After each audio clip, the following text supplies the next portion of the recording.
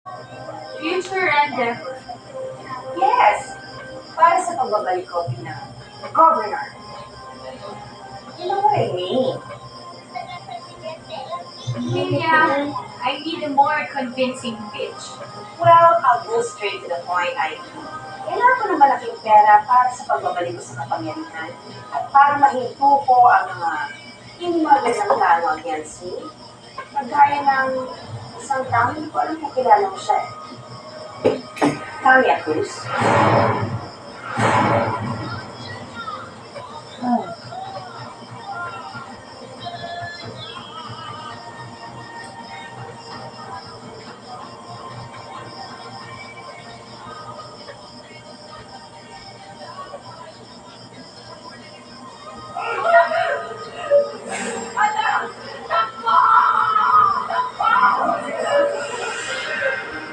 Nay, mahilap ka na ron.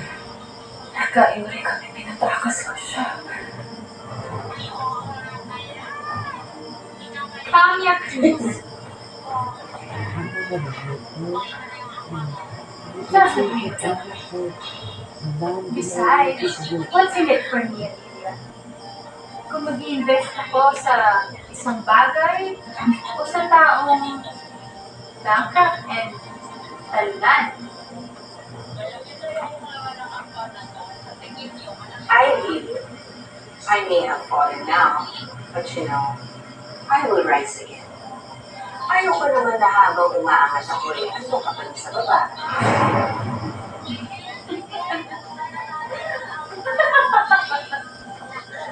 Joke ba yun? Oh, I'm sorry. I thought it was a joke. I'm sorry. Yes, sorry na to talaga ako. Well, just so you know, ako na lang ang nag-iisang Argenta na pwede mong kapitan. And there is a witch hunt ongoing and wala kasi listahan pa ba. It's okay. It's really fine. Hindi naman ako natatakot kay Congressman. You know, Ivy, you may not need me now, but soon you will.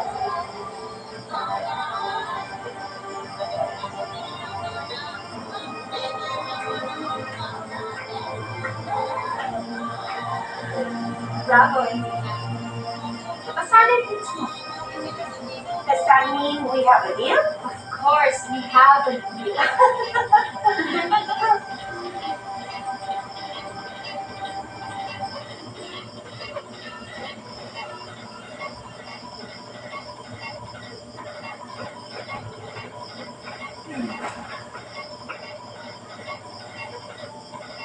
Alam mo ba kung gaano kalaking problema ang itinulot mo? Ikaw at yung pagmamabae ang ugat ng lahat ng gulo sa pamilya. Ngayon, kailangan ko pang ipahanap at ipalibing ang isang taong dapat matagal nang nasa buhay. Kinakausap ko lang eh. Ano yung sabihin? Alam mo, isa tayo si Diego. Siya nagtutok sa buko sa pamilyang ito. At siya talaga ang sumisira sa lahat ng tao. Pero kung tutuusin, mabuti pa kasi ang tao. Kung hindi, eh di sana matagal ko nang pinagtapat sa kanya totoo tungkol sa kanya, di ba? Ano ba gusto mo sabihin sa anak mo? Alam mo, kung ano yung gusto mo sabihin sa anak ko, sinabi ko ng matagal na. Ha? Kaya kung may pinaplano ka ba, hindi ako kalabahan mo. Dahil ako ng tatay, hindi mo ako mag-iba eh. Tignan natin. Ha? Hindi ko kayo ka dyan. Hindi ko ba alalan? Ha? Oh, tara! Bugin ko. Pero, ayokong mamansya ng mukha niya. Ayokong may makakakita sa kanya at maalala mong pinugbog ang pindehong yan. Nakakaman lang. Sige!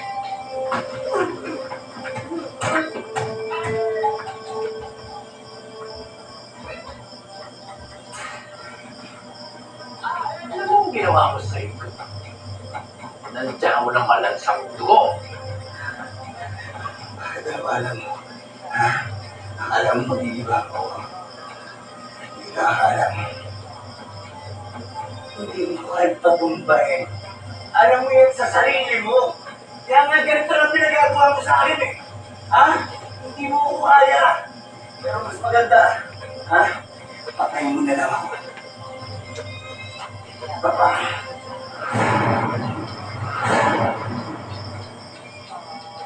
Ay.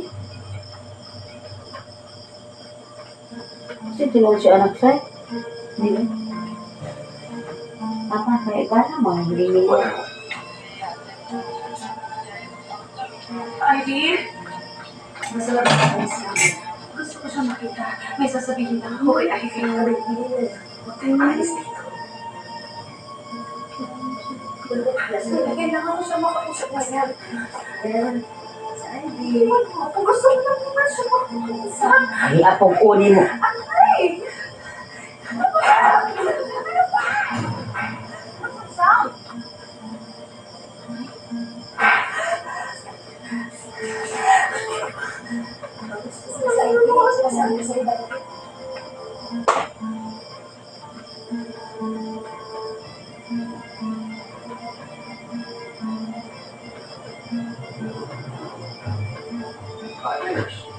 Ako malamang gusto may sakit. Ano magkakaroon ng guest? Di ba close for business to kayo? Sir, hindi ko po alam sir. Sisi.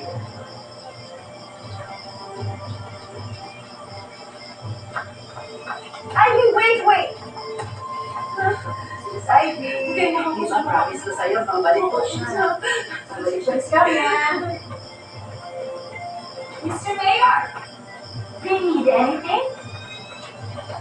Partners. Sumama kasi yung pakiramdam ko nitong mga nakaraang araw. Kaya nagpatawag ako ng nurse and ng doctor. Let's go. But you know, what's that noise? Oo nga, siguro antayin niyo na lang muna ako doon. Tatanong ko lang sila dahil baka mamaya may hinangin lang. Malakas kasi ang hangin dito eh. Ria! Ria! Ano yung bumagsak? Meron bang hinangin? Yes ma'am, alam kasi yung hangin sa labas kaya may bumagsak. Pakiayos, please. Sabi ko sa inyo, di ba? Malakas talaga ang hangin dito. Let's go.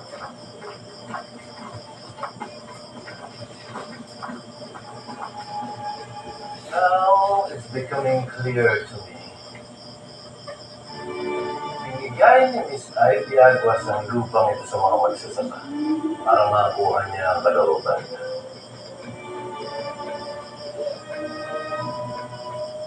Miss Aguas is giving them the illusion that they have rights and power over the land and their lives. At hindi ko maaaring payagang mangyari yun. Hindi maaaring magkaroon ng sariling utak ang mga worker ants. Kailangan bumalik sila sa dati. Sa pagiging alipin. So, anong balak na yun? Patutunayan kung ako pa rin ang hari ng bayan ito. And I will need your help with it.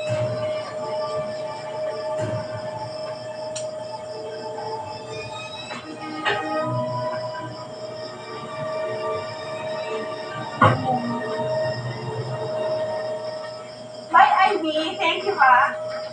Thanks a deal. Yes, of course, Emil. Hey, thank you. Ingat kayo. As long as may utang na loob ka sa akin, you are now my slave, Emil.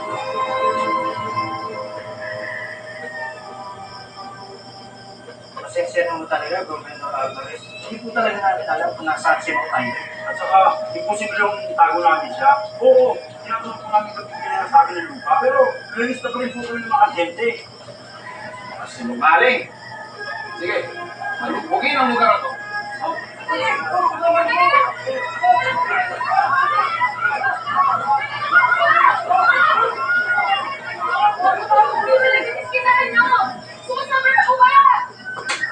Seryoso ba? Yan ang napapala ng mga rebelde katulad nyo! Hindi kayo kayo kakayan! Pagkasli mo kami palandahin mo kami sa tamang paraan! Sige! Wala ka sa ako! Wala ako! Wala sa kanyo! Huwag yung ako!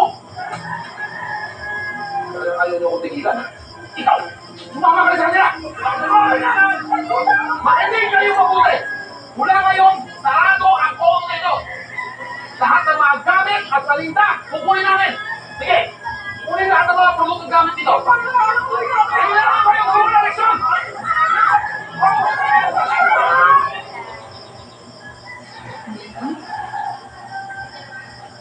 Nay. Nay, nandito na ako.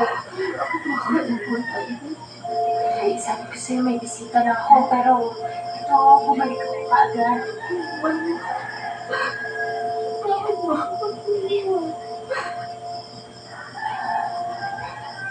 Nay, tahan na. Tahan po.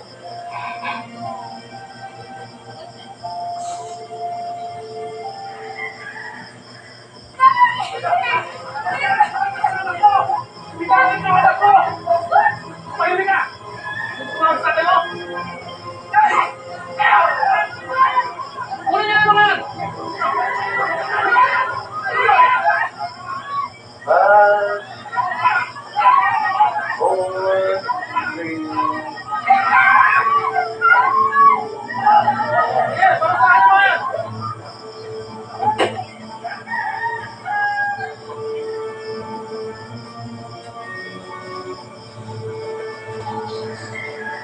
Governor, Congressman,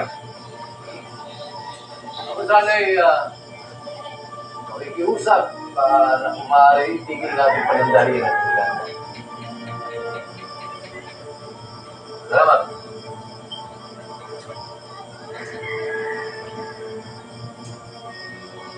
Mga taong daya ng ardyente, mga minamahal kong mga anak, tayo sa poblasyon ng Ardiente ay parang isang malaking pamilya.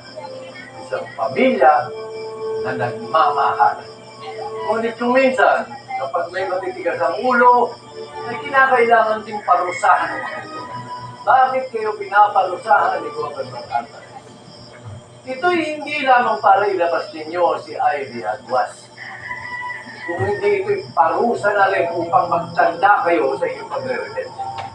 Nawalan kayo ng tiwala sa aming mga ardyente na kayo ay kaya namin pamunuan ng maayos. Ang akala ninyo, porket nagkaroon kayo na sarili ng lupa, ay kaya nyo lang mabuhay ng matiwasay. Pues, ipararamdam sa inyo kung paano ang mabuhay ng may lupa ngunit walang suporta ng inyong gobyerno. Mula ngayon ay ipasasara ko ang kooperatiba, ipatitigil ko ang supply ng tubig upang mapagtanto ninyo kung gano'ng kahirap ang mabuhay nang walang suporta ng gobyerno.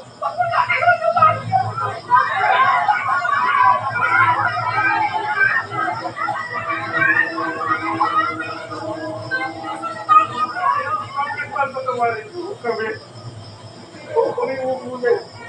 Babalik po namin ang lupa.